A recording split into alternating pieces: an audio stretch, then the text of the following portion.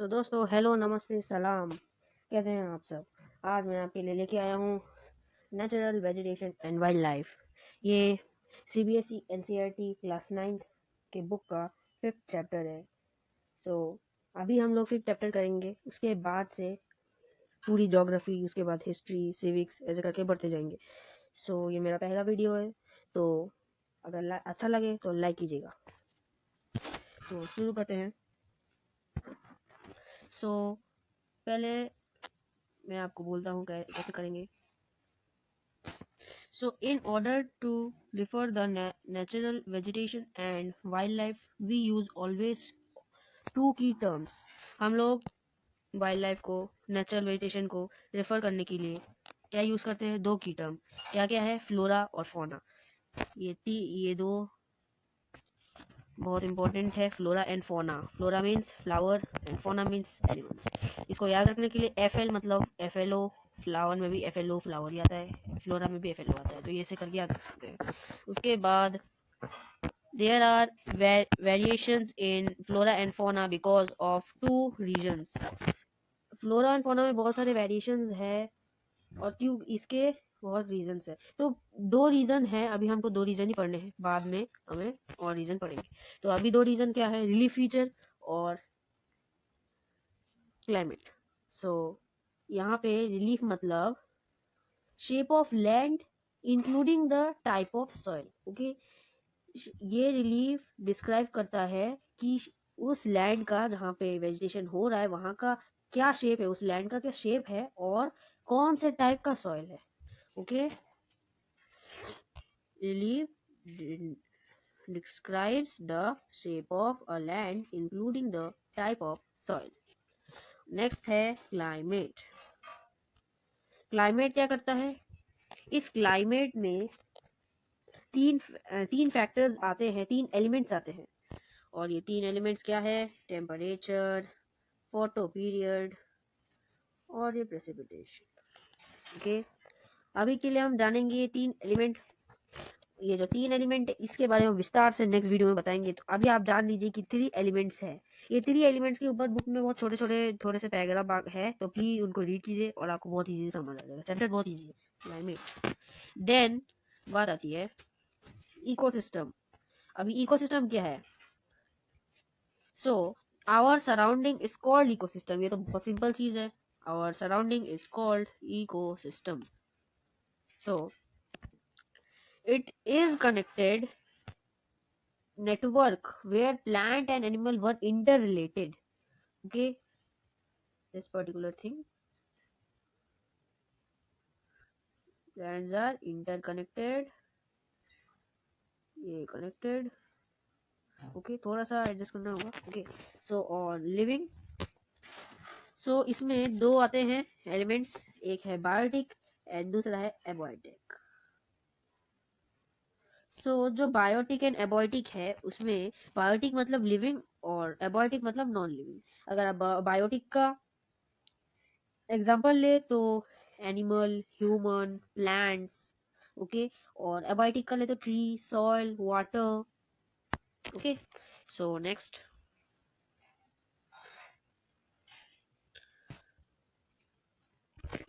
अब आते हैं type of vegetation. In India we find 5 types of vegetation.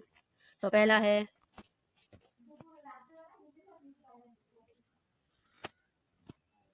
Tropical evergreen forest, उसके बाद है ट्रॉपिकल डिसिडुअस फॉरेस्ट, उसके बाद है ट्रॉपिकल थॉर्न एंड स्क्रब्स, उसके बाद है माउंटेन फॉरेस्ट, उसके बाद है मैंग्रोव फॉरेस्ट।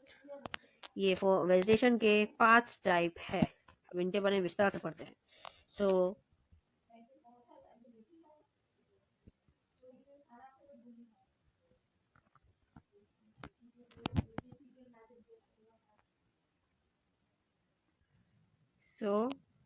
इधर ट्रॉपिकल एवरग्रीन फॉरेस्ट।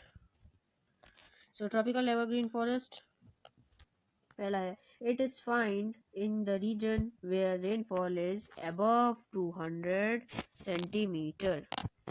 अब दूसरा है, trees reaches a height of 60 meter or more. Okay. Third है the leaves of this trees don't shed and remain green over the year. ये बहुत इजी पॉइंट है कि इस ट्री के लीव जो है वो पूरे साल ग्रीन रहते हैं और गिरते नहीं। और ट्री तो 60 मीटर के ऊपर हाइट पहुंचती है ट्री की, और ये वहां पाया जाता है जहाँ पे 200 सेंटीमीटर के अबव रेन होता है। इसके कुछ कमर्शियल ट्रीज है, rosewood and rubber. Okay, then अब आता है, हो गया, और अब आता है tropical deciduous forest. It is find in the region where rainfall is between 70 to 200 centimetre. ये उस जगह पाया जाता है जहाँ पे रेनफॉल 70 to 200 सेंटीमीटर के बीच में होता है। ओके, उसके बाद ये फॉरेस्ट को हम मानसून फॉरेस्ट भी कहते हैं, वेरी इंपॉर्टेंट पॉइंट। और उसके बाद ये एक ये दो टाइप्स में डिवाइड किया गया है, एक है ड्राई डेसिडुअस, एक है मॉइस्ट डेसिडुअस। ओके, क्या है ये dry deciduous and moist deciduous, देखेंगे। सो ड्राई डेसिडुअस फॉरेस्ट क्या है? सो they are present in central and northern UP and Bihar part of India. It is found in the region where rainfall is 70 to 100 centimeter. ये generally northern और central और northern UP और बिहार में पाया जाता है, और ये वहां पाया जाता है जहाँ पे रेनफॉल 70 से 100 सेंटीमीटर, मतलब 70 to 100 सेंटीमीटर जहाँ पे मिलता है। ओके, सो अब in their major portion we do cultivation and in remaining portion we use for grazing। हम इसके सारे पोर्शन में, ऑलमोस्ट पोर्शन में कल्टीवेशन करते हैं, और जो बाकी पोर्शन रहता है वो उसमें ग्रेजिंग कर, सो हम ग्रेजिंग करते हैं। ओके, उसके बाद है moist deciduous forest. So moist deciduous forest, it is found in the region where rainfall is between 100 to 200 centimetre. Okay, यहाँ ये तो बात पता चल ही रही है। और उसके बाद ये मिलते हैं हमको area like Chhattisgarh, Jharkhand, west Orissa. Okay, ये जगह इंपॉर्टेंट है। उसके बाद देन अब आएगा थर्ड टाइप, जिसे कहते हैं the thorny forest and scrub. तो ये क्या है? ये it includes palm, cacti and euphorbias. Okay, second है it sorry the roots of this plants were very long. Obviously अंदर से एकदम खींचना है, वो मॉइस्चर वाटर जो होता है उसको खींचने के लिए उनका लॉन्ग रूट होना जरूरी है। ओके, और ये बहुत डीप तक जाते हैं। ओके, वही मैंने बोला जो, so that they get more and more moisture. Okay,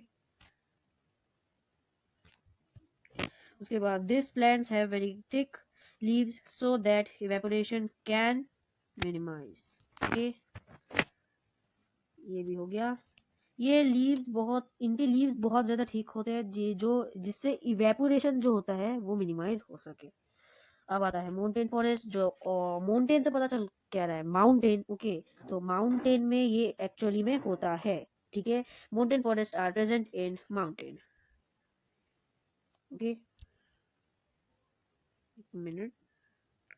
so mountain forest जो होता है वो माउंटेन में होता है। There will be corresponding change in vegetation, यहाँ पे कॉरस्पॉन्डिंग चेंज होता है वेजिटेशन में। ओके, थर्ड पॉइंट है in this case we have 3 of types, इसके 3 और टाइप्स है। ओके, इस माउंटेन फॉरेस्ट के 3 और टाइप है। सो इनके 3 टाइप क्या है पढ़ रहे हैं हम लोग। इनके 3 टाइप ये है हाजिर। सो इनके 3 type, they are situated in temperate region. Okay, ये टेम्परेट रीजन में होते हैं, और they are between the heights of 1000 to 2000 metre, बहुत ऊंचाई में रहते हैं। ये सबसे ऊंचाई जो रहती है, इनकी सबसे ऊंचाई जो रहती है, इनकी नहीं, इनसे भी ऊंचा है, लेकिन ऊंचे माउंटेन में रहते हैं। माउंटेन ऑब्वियसली माउंटेन में रहेंगे। ओके, सो इधर टेम्परेट फॉरेस्ट जो होता है ये they are situated in southern slopes of Himalayas. Okay, they are between the height of 1500 and 3000 metres. तो हमने पढ़ लिया कि ये 3000 मीटर्स ऊपर रहता है। ओके, अब सी टाइप आता है, मतलब थर्ड टाइप इसके, एल्पलाइन वेजिटेशन। ओके, इसका हाइट 3600 मीटर से ऊपर रहता है। ओके, ये सबसे ऊंचाई में रहता है माउंटेन फॉरेस्ट में। और ये वाला माउंटेन फॉरेस्ट का सबसे ऊंचा वाला वेजिटेशन रहता है। ओके, अब फिफ्थ टाइप है मैंग्रोव फॉरेस्ट। मैंग्रोव का मतलब आते ही समझ लेना चाहिए कि ये कोई डेल्टा वाले पोर्शन में है। ओके, ये एक टाइप है। इसमें देखिए, mangrove forest, mud and silt get accumulated on such coast. Coast में मड एंड सिल्ट जो एक्यूमुलेट हो जाता है और ये मतलब वहीं पे ग्रो होता है। ओके, ये पूछा फर्स्ट पॉइंट। सेकंड पॉइंट क्या है, plants root are submerged under mud water. Okay, इसके जो मडी वाटर होते हैं उनमें प्लांट के रूट सबमर्ज होते हैं। ओके, तो हमारा टाइप्स ऑफ फॉरेस्ट खत्म हुआ। अब हम पढ़ेंगे वाइल्ड लाइफ के ऊपर। ओके, सो वाइल्ड लाइफ क्या है? India has about 90,000 animal species. Okay, wild life बहुत बड़ा टॉपिक है। सो सो ये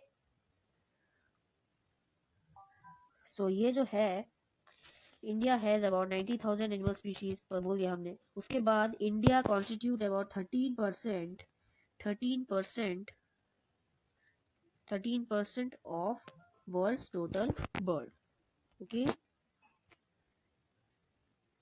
okay, then India constitute about 12% of world's total fishes. Okay, then fourth है, we get many useful things in medicinal plants, fishes like cod liver oil. Okay, simple बात है। इसे समझने में ज़्यादा टाइम नहीं लगेगा कि इंडिया में 90,000 एनिमल स्पीसीज के मतलब टाइप्स है। ओके, और इंडिया में वर्ल्ड के 13% बर्ड है। ओके, और सोचिए कितना ज़्यादा है, सोच के देखेंगे एक बार। ओके, और 12% of the total world fishes. Okay, बहुत ज्यादा है ये 12% वर्ल्ड का। देन इन एक और चीज है, we get many useful things in medical plants and fishes. Medical plants fishes in ये कुछ मेडिसिनल यूज भी होता है इनकी, जैसे एक एग्जांपल है ये cod liver oil. Okay, so next में आते हैं। तो थोड़ा सा है, हम आपको बोल देते हैं। हमारे गवर्नमेंट ने इस फ्लोरा और फॉन मतलब वाइल्ड लाइफ को कंट्रोल करने के लिए, ये जो हंटिंग हो रही है ये सब हो रहे हैं, तो इनको रोक लगाने के लिए, कंट्रोल करने के लिए, एनिमल्स वाइल्ड लाइफ को बचाने के लिए उन्होंने एक स्टेप लिया, एक नहीं 4 स्टेप लिया। ओके, ये 4 स्टेप क्या क्या है? पहला है ये 18, मैंने थोड़ा कटिंग्स किए क्योंकि पुराने बुक में, उसके बाद नए बुक में आया। Okay, so 18 biosphere reserves has been set up. Okay, 18 biosphere reserve set up हुए हैं, आपको उनके लिस्ट मिल जाएंगे बुक में। और from 1992 the government provide financial and technical assistant to the biology botanical gardens. Okay, ये बोटेनिकल गार्डन्स क्या है? जिनमें एनिमल्स रहते हैं। ओके, और एक है थर्ड जो eco developmental projects has been introduced. Okay, then eco developmental projects introduce किया गया है। Then fourth and last point है इसका, है जो national parks and wildlife sanctuaries have been set up. Okay, ये 4 पॉइंट बहुत बहुत बहुत इंपॉर्टेंट है, इनसे क्वेश्चन आते हैं, ये मोस्ट इम्पोर्टेंट क्वेश्चन है, इम्पोर्टेंट है। ओके, सो आपको थोड़ा सा प्रॉब्लम होगा तो आप जो जो आपको टॉपिक्स या चैप्टर में डाउट है, मैं उनका एक आपको वीडियो बना के दूंगा, समराइज में दूंगा।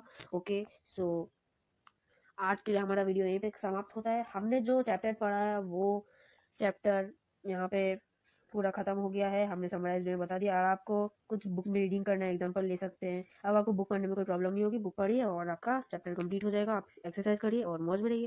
ओके, तो तब तक के लिए मैं हूँ आपके साथ, जो प्रॉब्लम है वो कमेंट सेक्शन में दीजिए। Thank you for watching, see you again, bye bye. So friends, उम्मीद करता हूँ आपको समझ आया होगा। So please like, share, comment and subscribe also. Okay, thank you.